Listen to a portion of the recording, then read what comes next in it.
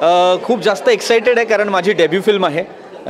याआधी मालिकांमधनं, web सिरीजमधनं, web फिल्ममधनं मी आलो होतो लोकांसमोर, पण पदार्पण आहे, डेब्यू आहे। ऑफकोर्स 70 mm सगळ्यांचं स्वप्न असतंच की कधीतरी 70 mm पडद्यावरती आपण दिसावं। सो येस, ऑफकोर्स खूप एक्साइटेड आहे। त्याचबरोबर आत्ता ट्रेलर लॉन्च झालेलं आहे आणि ट्रेलर जसं तुम्हालाही तुमच्याही रिॲक्शन्स आम्ही जाणून घेतलं की तुम्हाला आमचा ट्रेलर आवडतोय का, तर तुमच्याकडनं सुद्धा आम्हाला कळलं की ट्रेलर आवडतोय।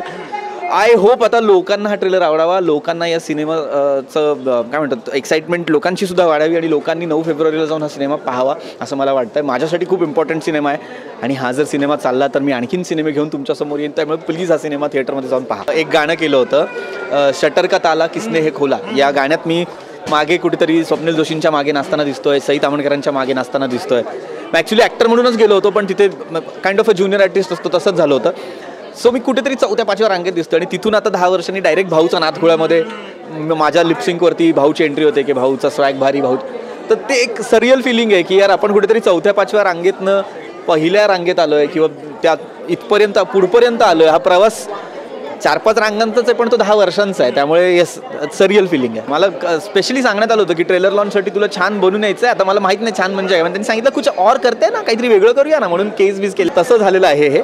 पण येस, सिनेमामध्ये माझा जो लुक आहे, आय विल टेल यू, तो लुक जो आहे तो ठरलेला लुक होता की एक असा माणूस ज्याला साधे केसही कापता येत नाहीत, म्हणजे त्याला माहितीही नाही की केस कापून कसं छान टापटीप राहायचं, असा एक माणूस आहे। त्याला फक्त कपडे घालणं माहिती आहे, केस वाढलेले तसेच आहेत आणि तो प्रथमेश परब म्हणजे भाऊ दिगंबर कांतोडेसोबत सतत इकडे तिकडे फिरतोय, तो जसं करेल तसंच करतोय। त्यामुळे येस, लुक वेगळा आहे, कॅरेक्टर वेगळं आहे। कॅरेक्टर थोडं एका कुठल्या तरी माणसाच्या नेतृत्वामुळे खूप भारावून गेलं आहे आणि त्याच्यासारखं बनण्याचा प्रयत्न करत आहे, पण त्याचबरोबर त्याला काही कंगोरे आहेत।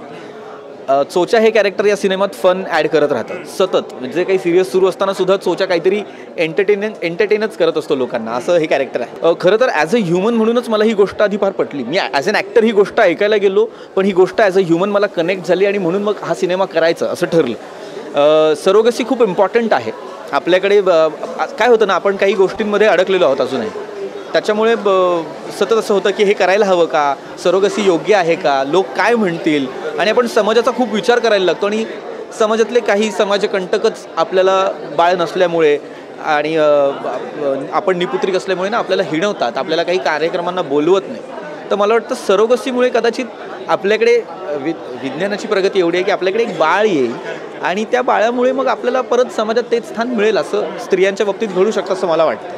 उत्सुक तर खूप आहे आणि इच्छुक आहे की लोकांनी यावं, अशीच इच्छा आहे। लोकांनी सिनेमागृहात यावं, आमचा सिनेमा पाहावा, लोकांना तो सिनेमा नक्कीच आवडेल। आणि जर तुम्हाला जरी नाही आवडला तरी माझं असं खूप मत आहे की तुम्ही ते मला बिनधास्त सांगा, कारण आम्ही तुमच्यामुळे आहोत।